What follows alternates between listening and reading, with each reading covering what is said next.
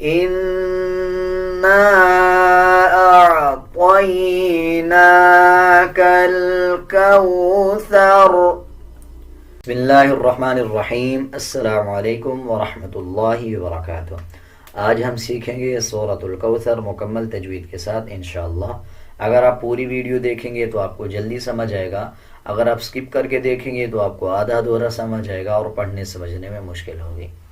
سورۃ الکوثر مکیہ. مکیہ کا مطلب کہ یہ سورہ مکہ میں نازل ہوئی. بسم اللہ الرحمن الرحیم. اِنَّا أعطيناك الكوثر.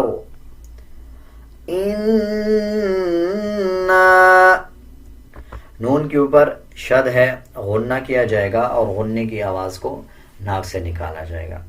آگے دیکھیں چھوٹا مد ہے، چھوٹا مد کو 3 سیکنڈ لمبا کریں گے. حمزہ اور عین کا جو مخرج ہے اس کو صحیح ادا کیا جائے گا. اکثر لوگ اس کو انا آ پڑھ دیتے ہیں، عین کو صحیح نہیں پڑھتے، انا آطینا پڑھ دیتے ہیں، بلکہ اس کو انا اعطی پڑھا جائے گا. طا کو موٹا کر کے پڑھیں گے یعنی پر پڑھیں گے.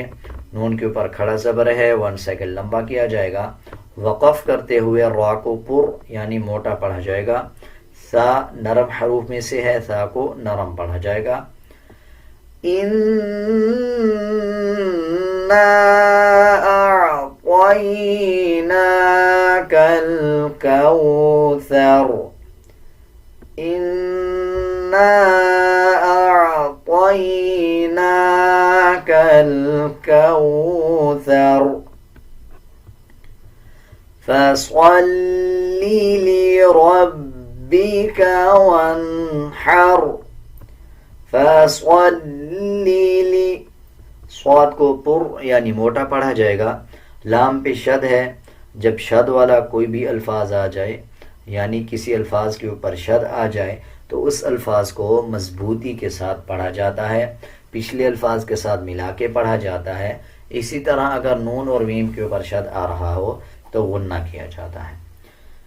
اب لام پہ شد ہے، مضبوطی کے ساتھ لام کو پڑھا جائے گا.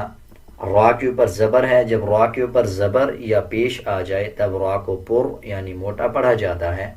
اسی طرح با کے اوپر شد ہے، با کو مضبوطی کے ساتھ ادا کیا جائے گا. آگے دیکھیں ون ہا. اس ہا کو باریک پڑھا جاتا ہے. اکثر لوگ باریک ہا اور جو موٹا ہا ہے یعنی پر ہا اس کو سیم پڑھ دیتے ہیں. اس طرح پڑھنا غلط ہے، بلکہ باریک ہا کی الگ آواز آتی ہے اور موٹے ہا کی الگ آواز آتی ہے. آپ اس کو نوٹ کر لیں. فَصَلِّ لِرَبِّكَ وَانْحَرْ. وَانْحَرْ إِنَّ شَانِئَكَ هُوَ الْأَبْتَرُ. جب نون اور میم کے اوپر شد آ جائے تب غنہ کیا جاتا ہے. آگے دیکھیں شانئک. ان شانئک هو الابتر. اکثر لوگ اس میں نون کے بعد جو حمزہ ہے اس کی ساؤنڈ ٹھیک سے نہیں نکالتے، شانئک پڑھ دیتے ہیں. شانئک نہیں بلکہ شانی آکا پڑھا جائے گا. آگے دیکھیں هو الابتر. با کے اوپر جب جزم آ جائے تب با کو قلقلے کے ساتھ پڑھا جاتا ہے. جب وقف کریں گے تو را کا پیش سائلنٹ ہو جائے گا اور را کو پر یعنی موٹا پڑھا جائے گا. اس ہا کو موٹا پڑھا جائے گا اور اس ہا کو باریک پڑھا جائے گا. اب ہم پوری سورت ایک ساتھ پڑھیں گے. آپ میرے ساتھ ساتھ رپیٹ کرتے جائیں. اِنَّا أَعْطَيْنَاكَ